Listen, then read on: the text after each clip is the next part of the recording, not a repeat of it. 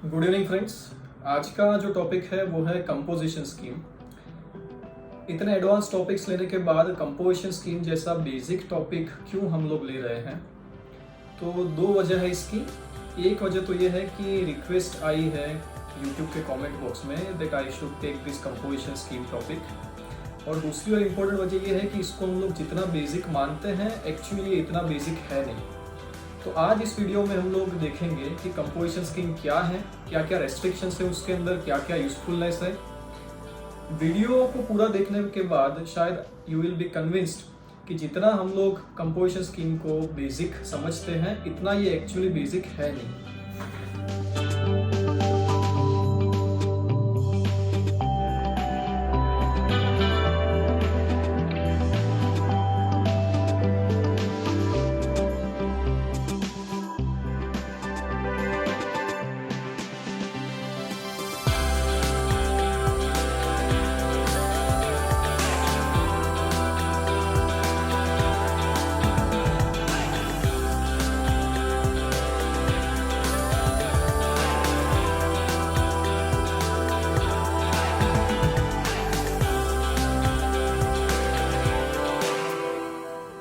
GST जब से applicable हुआ है इसको एक तरीके से कॉम्प्लिकेटेड टैक्स माना जा रहा है। इसमें जो मेन रीजन है उसको कॉम्प्लिकेटेड मानने का वो है इनपुट टैक्स क्रेडिट का मैकेनिज्म। कंपोजिशन स्कीम उन लोगों के लिए है जो इजी वे में जाना चाहते हैं, जो इस कॉम्प्लेक्सिटी में नहीं पढ़ना चाहते, जो छोटे टैक्स पेयर्स हैं। तो छोटे टैक्स पेयर्स के लिए इनपुट टैक्स क्रेडिट को छोड़ देने के बाद एक अलग स्कीम जो डिजाइन की गई है that is considered as composition scheme. Section 10 of the CGST act में कंपोजिशन स्कीम की प्रोविजन है। बेसिकली है क्या कंपोजिशन स्कीम? तो कंपोजिशन स्कीम आपको बोल रही है कि नॉर्मल रेट ऑफ जीएसटी से पेमेंट करने की बजाय you can make the payment at a reduced rate. अब ये रिड्यूस रेट कितना है? तो रिड्यूस रेट है 1%, और अगर फूड सप्लाई की सर्विस है तो 5%।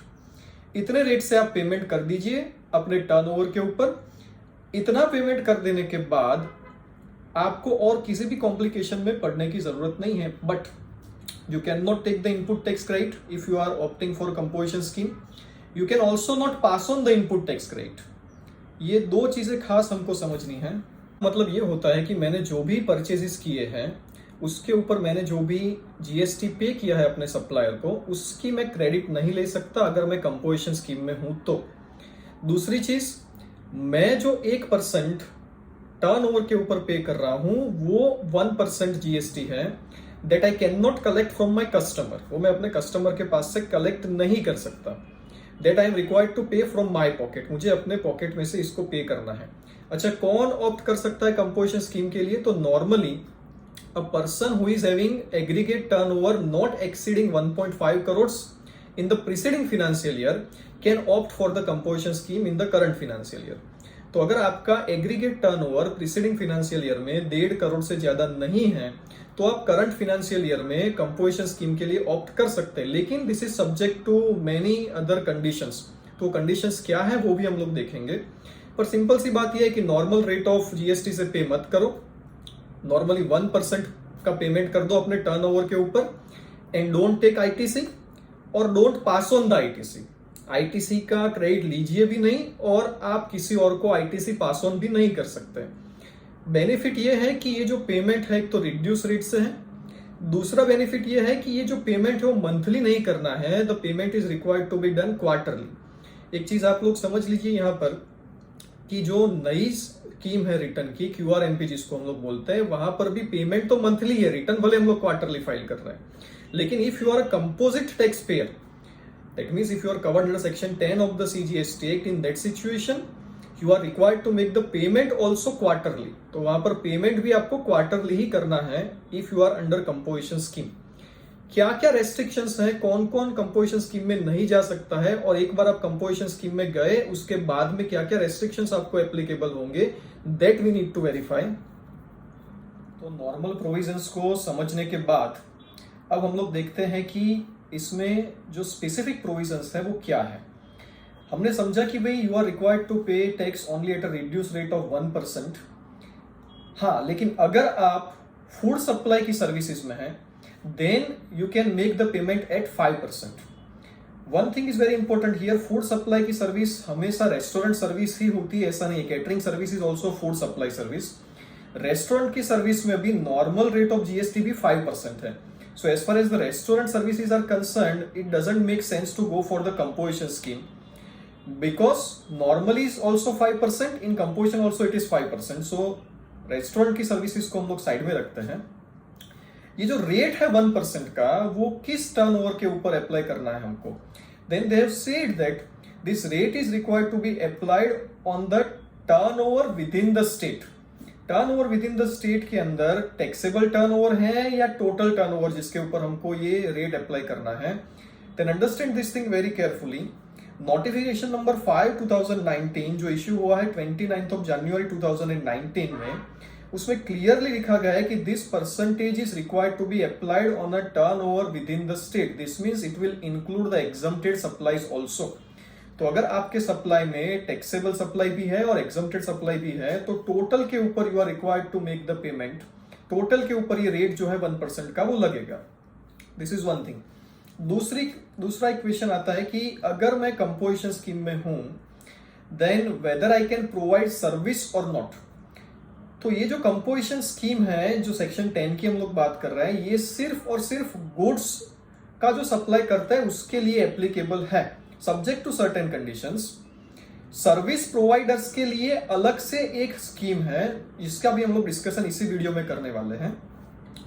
But if you are supplying goods और साथ में आपका कोई सप्लाई ऑफ सर्विस भी है, मान लीजिए कि आपकी कोई प्रोविजन स्टोर्स है जिसका टर्नओवर है 1 करोड़ रुपीस, साथ में एक दूसरी शॉप है जिसमें से रेंट की इनकम आपकी आ रही है let's say annually 1 lakh rupees. So in that situation whether you can go for composition scheme और not, because you are having a turnover from supply of goods as well as supply of services. तो क्या इसमें आप composition scheme में जा सकते हैं? Then as per the new amendment, ये नया जो अमेंडमेंट है वो किया गया है जीएसटी अमेंडमेंट एक्ट 2018 से, कि भाई you can also provide services if you are under composition scheme, but the maximum limit of provision of services is 10% of the turnover in the state और union territory in the preceding financial year और 5 lakh rupees whichever is higher. इसका मतलब यह है कि मान लो कोई mister x है जिसका टोटल टर्नओवर 1.30 करोड़ है in the financial year 2018-19, he can opt for composition scheme even if he provides services up to rupees 13 lakhs, that is 10% of 1.30 crores or rupees 5 lakhs whichever is higher। तो whichever is higher मतलब यहाँ पर higher figure आ रही है 13 lakhs। So here if your supply of service turnover is not exceeding 10% of the total turnover in the preceding financial year or rupees 5 lakh whichever is higher, then that particular services can also be considered into section 10's composition scheme। तो यहाँ पर भी आप composition scheme में जा सकते हैं। तो हमारा जो एग्जांपल था कि भाई मिस्टर ए जिसका 1 करोड़ का टर्नओवर है प्रोविजन स्टोर में से, तो 1 करोड़ के टर्नओवर का 10% मतलब 10 लाख रुपए और 5 lakhs whichever is higher मतलब 10 lakhs rupees will be higher। So up to 10 lakhs rupees अगर उसकी सर्विसेज है, then in that situation he can go for composition scheme। तो टोटल टर्नओवर के ऊपर उसको सिर्फ 1% टैक्स पे करना पड़ेगा यहां पर। दूसरा रेस्ट्रिक्शन ये है कि the person is not engaged in making any supply of goods which are not leviable to tax under the CGST act. मतलब कि जो levy not leviable to tax, इसका मतलब क्या होता है? इसका मतलब ये होता है कि जिसके ऊपर लेवी ही अप्लाई नहीं हो रहा, it is not exempt. We are not talking about the exempt supplies, we are talking about the non taxable supplies. Petroleum products है, alcoholic liquor for human consumption है, which are outside the levy of GST. So if you are engaged in supply of those products, in that situation also you cannot opt for composition scheme। This is what they have said। Third and very important thing is कि क्या कोई person जो composition scheme में cover हो रहा है, whether he can make an interstate outward supplies। तो अगर a person is covered under composition, whether he can make interstate supplies।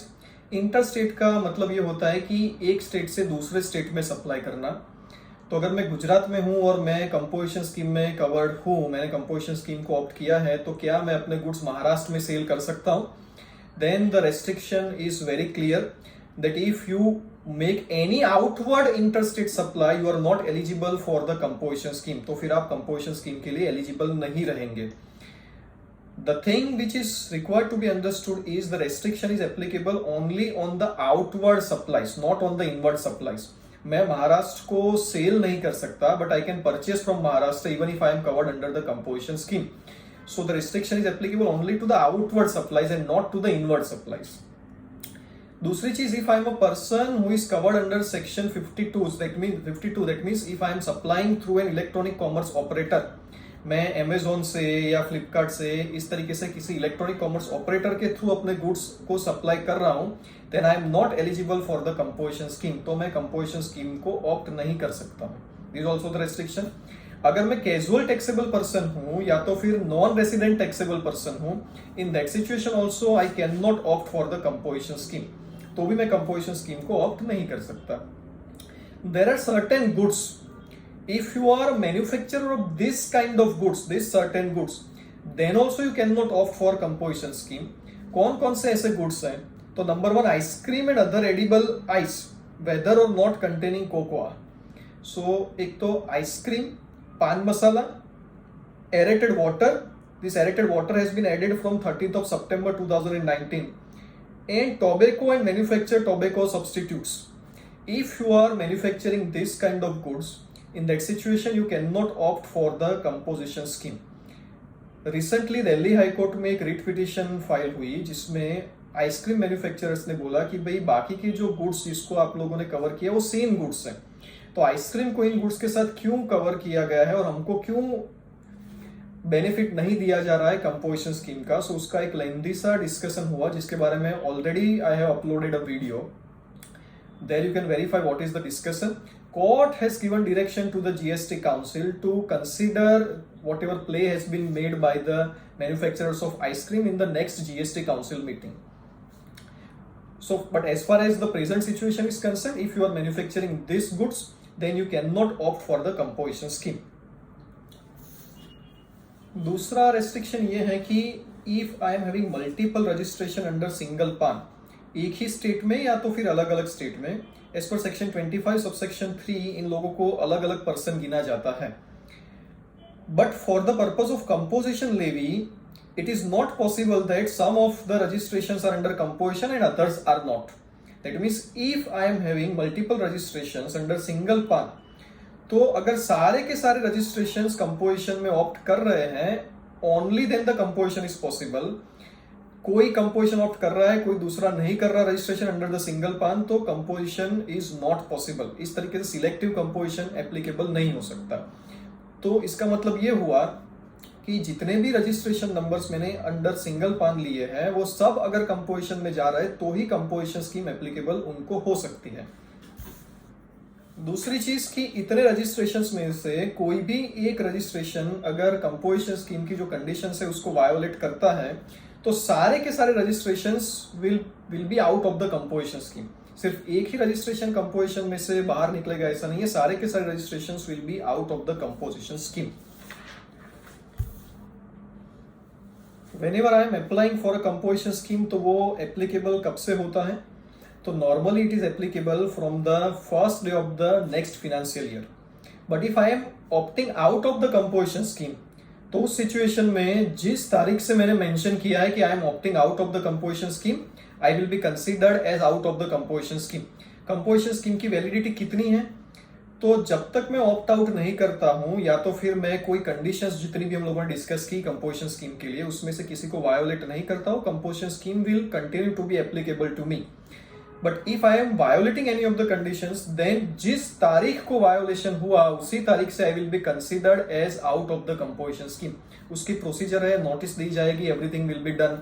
But the thing in the simple terms is कि जिस तारीख को वायोलेशन हुआ कंपोजिशन स्कीम की conditions का, उसी तारीख से I will be considered as out of the composition scheme और मुझे नॉर्मल रेट ऑफ जीएसटी से टैक्स भरना पड़ेगा।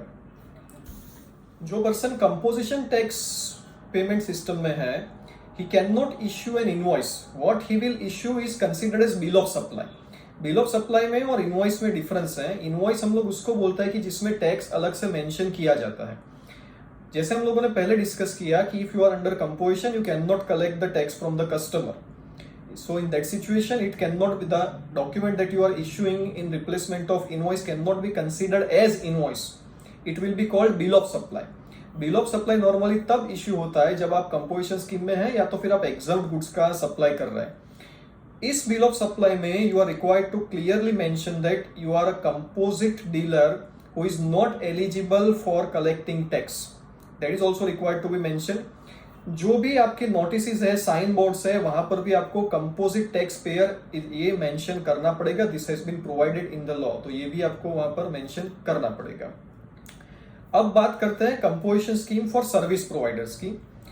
जिस तरीके से सारा डिस्कशन हम लोगों ने सेक्शन 10 में फॉर गुड्स सप्लायर्स हम लोगों ने किया, जहां पर हम लोगों ने देखा कि भाई गुड्स सप्लाई के साथ साथ थोड़ा आप लोग सर्विस भी प्रोवाइड कर सकते थे. थोड़ा मतलब कितना 10% of the turnover in the preceding financial year और 5 lakhs व्हिचएवर इज हायर. लेकिन कोई सर्विस प्रोवाइडर ही है जिसको कंपोजिट सप्लाई में कंपोजिट टैक्स पेमेंट सिस्टम में जाना है. For that also notification has been issued on 7th of March 2019. ये समझना पड़ेगा हमको कि ये जो नोटिफिकेशन इश्यू हुआ है ये section 10 of the CGST act में नहीं हुआ है, तो स्ट्रिक्टली इसको हम लोग कंपोजिशन स्कीम नहीं बोल सकते. बट कंडीशन सारी कंपोजिशन स्कीम के जैसी है, that's why we are calling it a composition scheme. ये इसके लिए है कि whether you are supplying goods और supplying services but it does not exceed 50 lakhs rupees in the preceding financial year. तो नॉर्मली एप्लीकेबल होता है सर्विस प्रोवाइडर्स के लिए. अगर पिछले साल में 50 लाख से आपका टर्नओवर एग्रीगेट टर्नओवर बढ़ नहीं रहा है, in that situation up to 50 lakhs rupees of turnover in the current financial year you can opt for composition scheme. कितना रेट एप्लीकेबल होगा यहां पर सर्विस प्रोवाइडर्स के लिए? Then the rate is 6%. तो जो सेक्शन 10 की कंपोजिशन स्कीम थी उसमें 1% का रेट था, लेकिन यहां पर 6% you are required to apply. All other conditions are majoritily same. तो बाकी सारी कंडीशंस जो सेक्शन 10 में है उसी तरीके से होगा कि भी आप आईटी से किसी चीज की नहीं ले सकते. ये जो 6% है ये आपको अपने पॉकेट में से पे करना है, किसी के पास से कलेक्ट करके आप उसको पे नहीं कर सकते. Bill of supply you are required to issue. All this conditions whatever are there. Payment आपको क्वार्टरली करना है, रिटर्न आपको क्वार्टरली भरना है. So whatever conditions we have verified under section 10, the same conditions will be continued here for service providers also.